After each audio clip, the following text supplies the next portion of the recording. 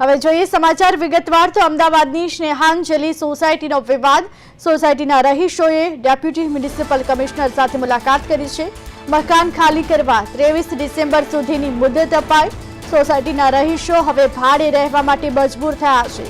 ભાડે રહેવા માટે કોર્પોરેશન હવે મકાન આપશે। સ્નેહાંજલિ સોસાયટીના વિવાદનું જે સમગ્ર મામલો સામે આવ્યો હતો ત્યારે સોસાયટીના રહીશોને મુદત આપવામાં આવી છે। એક અઠવાડિયા પછી ડિમોલેશન હવે હાથ ધરાશે। ત્યારે જોકે સૌથી મહત્વપૂર્ણ સમાચાર હાલ આવી રહ્યા છે। અમદાવાદની સ્નેહાંજલિ સોસાયટીનો જે સમગ્ર વિવાદ સામે આવ્યો હતો સોસાયટીના રહીશોએ ડેપ્યુટી મ્યુનિસિપલ કમિશનર સાથે હવે મુલાકાત કરી છે। મકાન ખાલી કરવા 23 ડિસેમ્બર સુધીની મુદત આપવામાં આવી છે। સોસાયટીના રહીશો હવે ભાડે રહેવા માટે મકાન અપાશે। અમદાવાદની સ્નેહાંજલિ સોસાયટીનો જે સમગ્ર વિવાદ સામે આવ્યો હતો સોસાયટીના રહીશોએ ડેપ્યુટી મ્યુનિસિપલ કમિશનર સાથે પણ હવે મુલાકાત કરી મકાન ખાલી કરવા માટે 23 ડિસેમ્બર સુધીની મુદત આપવામાં આવી છે। જો કે સમગ્ર ઘટનામાં સોસાયટીના રહીશો હવે ભાડે રહેવા માટે મજબૂર થયા છે। ત્યારે સોસાયટીના રહીશોને હવે મુદત આપવામાં આવી છે।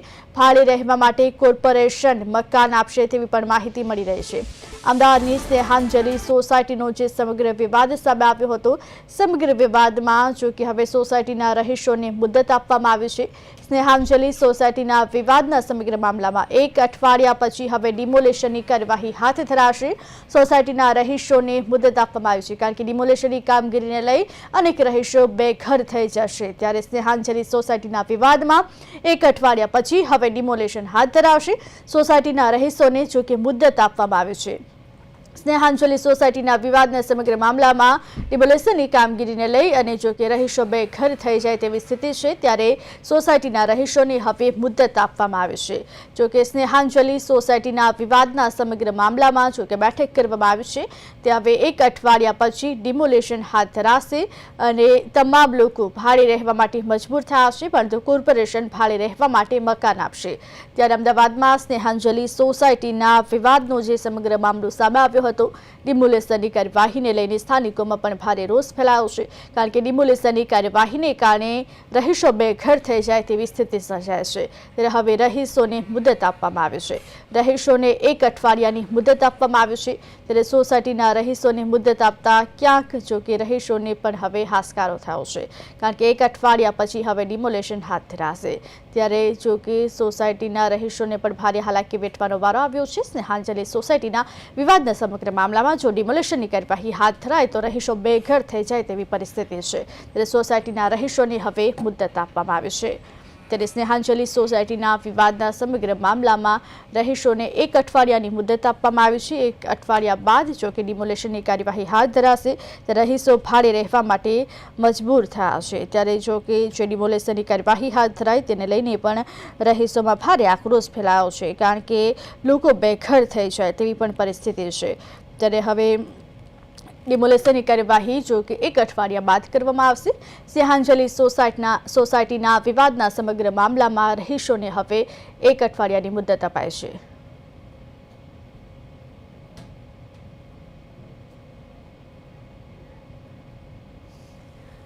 વધુ વિગત સાથે અમારા સંવાદદાતા મૈત્રી વ્યાસ લાઈવ જોડાઈ ગયા છે। જે મૈત્રી જે સોસાયટીનો જે વિવાદ હતો તેમાં હવે રહીશોને મુદત આપવામાં આવી હોવાના સમાચાર મળી રહ્યા છે, શું છે વધુ વિગત?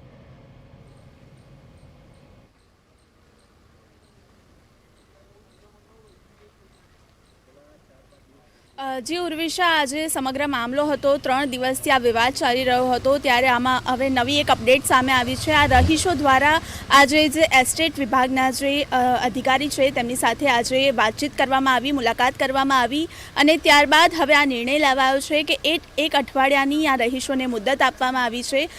23 તારીખ સુધીની મુદત આપવામાં આવી છે। 23 ડિસેમ્બર સુધી સ્નેહાંજલિ સોસાયટીના જે તમામ રહીશો છે તેમણે તેમના મકાન ખાલી કરી દેવા પડશે અને ત્યારબાદ તેમને એએમસી તરફથી વૈકલ્પિક વ્યવસ્થા કરી આપવામાં આવી છે।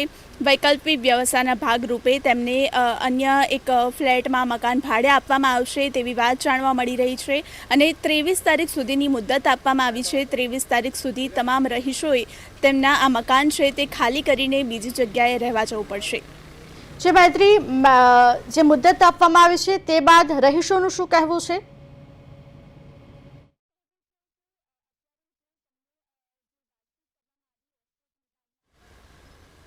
રહીશોનું કહેવું છે કે અત્યારે જે તેમને જે વાતચીત કરવામાં આવી એસ્ટેટ વિભાગના જે ડેપ્યુટી અધિકારી છે તેમની સાથે તેમની વાત થઈ હતી ને ત્યારબાદ આ જે રહીશો છે તેમના દ્વારા વૈકલ્પિક વ્યવસ્થા માટે કહેવામાં આવ્યું હતું ને વૈકલ્પિક વ્યવસ્થા અઠવાડિયા સુધીની મુદત આપવામાં આવી છે અને ત્યારબાદ આ રહીશોને બીજી જગ્યાએ ફ્લેટ આપવામાં આવશે તેવી વાત જાણવા મળી રહી છે. જે મૈત્રી, જો ડિમોલેશનની કાર્યવાહી હાથ ધરવામાં આવે તો રહીશો બેઘર થઈ જાય તેવી પણ નોબત આવી શકે છે. રહીશોમાં હાલ પોતાના ઘરને લઈને, પોતાના મકાનને લઈને કેટલો ડર છે?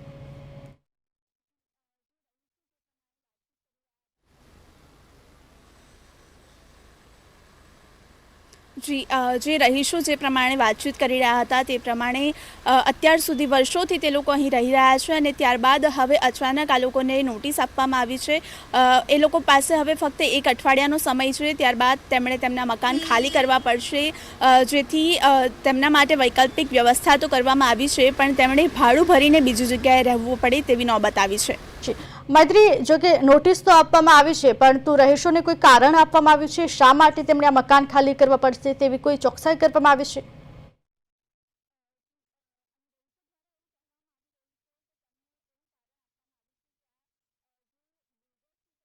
જી, અહીં રહીશો દ્વારા એવું કહેવામાં આવી રહ્યું છે કે તેમને એવું કારણ આપવામાં આવ્યું છે કે આ જે બિલ્ડર છે તેમના દ્વારા બીજા કોઈની જમીન પર અહીં તે લોકોને મકાન આપવામાં આવ્યા હતા અને ત્યારબાદ અત્યાર સુધી તે લોકો હાઉસિંગના અંડર હતા અને હવે આ મ્યુનિસિપલ કોર્પોરેશનના અંડરમાં આવ્યું છે અને ત્યારબાદ આ લોકોને અહીં નોટિસ આપવામાં આવી છે. જે મૈત્રી, અધિકારીઓનું શું કહેવું છે?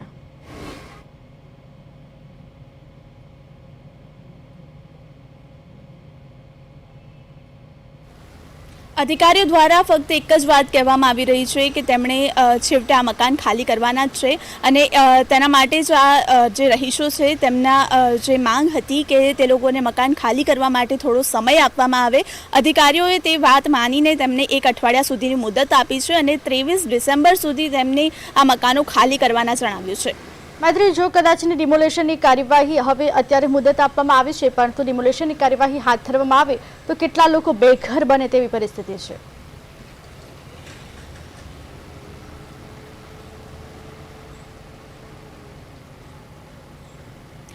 જી, હાલમાં તો એવું છે કે એવી વાત જાણવા મળી રહી છે કે આ જેટલા લોકો અહીં રહી રહ્યા છે તે બધાને સરકાર તરફથી વૈકલ્પિક વ્યવસ્થા કરી આપવામાં આવશે અને તે લોકોને જે સરદારનગરના જે હાઉસિંગ બોર્ડના જે ઓરડા છે તેમાં ઘર આપવામાં આવશે. રેન્ટ પર અત્યારે તેમને ઘર આપવાની વાત કરવામાં આવી રહી છે અને ત્યારબાદ તેમની બીજી કોઈ વ્યવસ્થા કરવામાં આવશે તેવું જણાવવામાં આવી રહ્યું છે. જી મૈત્રી, દરેક વ્યક્તિનું એક સપનું હોય છે કે પોતાનું ઘરનું ઘર હોય. આ લોકો તો ઘણા વર્ષોથી ત્યાં રહી રહ્યા છે, અચાનક જ તેમને હવે બેઘર થવાનો વારો આવ્યો છે. એ લોકોની વેદના શું છે? રહીશો શું કહી રહ્યા છે?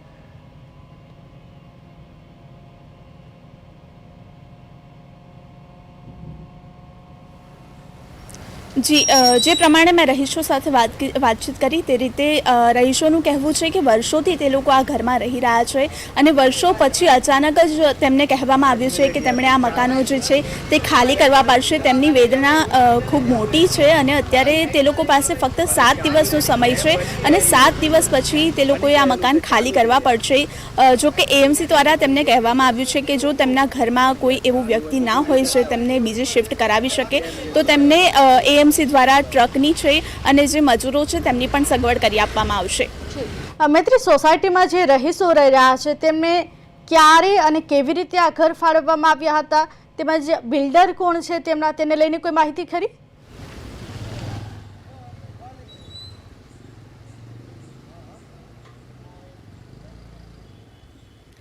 જી, દિલીપ પટેલ નામના એક બિલ્ડર છે જે અજંતા બિલ્ડિંગ કરીને એક એજન્સી છે જેમના દ્વારા અમને ઘર ફાળવવામાં આવ્યા હતા. લગભગ 35 થી 40 વર્ષ પહેલાં ઘર ફાળવવામાં આપ્યા હતા અને ત્યારબાદ હવે એવું જાણવા મળી રહ્યું છે કે આ જે મકાન છે તે બીજા કોઈની જમીન પર કરવામાં આવ્યા છે, જેથી આ લોકોએ મકાન ખાલી કરવાના છે. અને રહી બિલ્ડરની વાત તો એવું જાણવા મળી રહ્યું છે કે જે બિલ્ડર છે દિલીપ પટેલ તે જે છે તે અમેરિકાની નાગરિકતા ધરાવે છે અને હાલમાં તે બિલ્ડિંગ સાથે કોઈ જોડાયેલા નથી. આ લોકો બિલ્ડર સાથે જોડાવાનો પ્રયત્ન કરી રહ્યા છે પણ બિલ્ડર અત્યારે તેમની સાથે કોઈ વાતચીત નથી કરી રહ્યા. મંત્રી, રહીશોને વૈકલ્પિક વ્યવસ્થાની તો વાત કરવામાં આવે છે, પરંતુ જ્યાં તેમને મકાન આપવામાં આવશે તેનું પણ ભાડું લેવામાં આવશે કે કેમ? જો હા, તો કેટલું ભાડું લેવામાં આવશે તેને લઈને કોઈ માહિતી ખરી?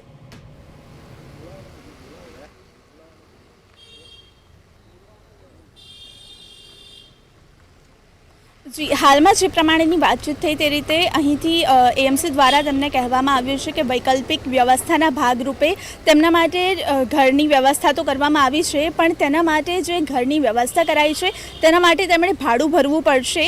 અને રહી ભાડાની વાત, તો અત્યાર સુધીની જે માહિતી મળી રહી છે તે પ્રમાણે આ લોકોનું એવું કહેવું છે, રહીશોનું એવું કહેવું છે કે ભાડું હજી સુધી નક્કી કરવામાં આવ્યું નથી. નક્કી કરવામાં આવશે ત્યારબાદ આ લોકોને જણાવવામાં આવશે.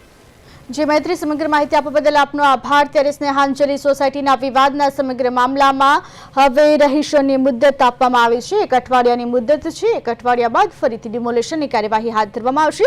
હાલે રહીશોએ ઘર હોવા છતાં બેઘર થવાનો વારો આવ્યો છે. રહીશોમાં ક્યાંક પોતાની વ્યથા છે, જોકે રહીશો ભારે આક્રોશ પણ ઠાલવી રહ્યા છે. 1 અઠવાડિયાની મુદ્દત બાદ ડિમોલેશનની કાર્યવાહી હાથ ધરવામાં આવશે. હાલ સોસાયટીના રહીશોની મુદ્દત આપવામાં આવી છે અને ભાડે ઘર પણ ફાળવવામાં આવશે. માલિકોને આપવામાં આવ્યું હતું. એટલે જ્યારે આ લોકોએ દસ્તાવેજ કરીને જગ્યા લીધી અને બાંધકામ ચાલુ કર્યું, ત્યારે જે મૂળ માલિક હતા કે જેને ટીપી સ્કીમ રૂએ એ જગ્યા ફાળવવામાં આવી હતી, એમને ઓરડામાં કમ્પ્લેન કરી, ઓરડામાં એમને નોટિસ આપી. પછી નોટિસ સામે આ લોકોએ દાવો કર્યો, એમાં મનાઈ હુકમ આવ્યો. પછી જે મૂળ માલિક છે એ લોકોએ દાવા કર્યા. એટલે સિટી સિવિલ કોર્ટમાં, ગ્રામ્ય કોર્ટમાં દાવાઓ ચાલતા રહ્યા. પછી જે એફપી 65 જેને મળ્યો છે એને પછી હાઈકોર્ટમાં ગયા, એની સામે સ્નેહાંજલિ પણ હાઈકોર્ટમાં ગઈ. આમ કોર્ટ મેટર ક્રમાનુસાર ચાલતી રહી. આ બધું જ્યારે ઓડા વિસ્તારમાં પહેલાં સમાવિષ્ટ હતું ત્યારનું આ ચાલે છે. જે તે વખતે પછી 2010-11માં ઓડાના અધિકારીઓએ, પછી એ વખતના જે પણ પદાધિકારીઓ હશે કે જે સત્તાપક્ષ હશે, એમને આ લોકોએ બધાએ રિક્વેસ્ટ કરી કે અમે લોકોએ તો વેચાણથી આ મકાનો લીધેલા છે, અમારે જાણ બહાર આ બધું થઈ ગયું છે. એકચ્યુઅલી જ્યારે એ લોકો બાંધી રહ્યા હતા ત્યારે એમને ખ્યાલ તો હતો જ, કારણ કે નોટિસ તો બધાને મળેલી જ હતી કે આ અમારી જગ્યા નથી, પણ એમને કંઈક આશા હતી કે આનો કંઈક રસ્તો નીકળશે. તો એ વખતે ઓરડાની બોર્ડ બેઠકમાં આ પ્રશ્નનો નિકાલ લાવવા માટે જ્યાં સોસાયટી હતી ત્યાં રિઝર્વેશન મૂકવામાં આવ્યું, ટીપી સ્કીમ વેરેટ કરીને. એટલે કે SFR મૂકવામાં આવ્યું કે એના નાણાં આ લોકો ભરી દે તો એમને આ જગ્યા ખાલી કરવી ના પડે. અને પ્રાઇસ ફિક્સિંગ કમિટીએ જે તે વખતે નાણાં નક્કી કર્યા.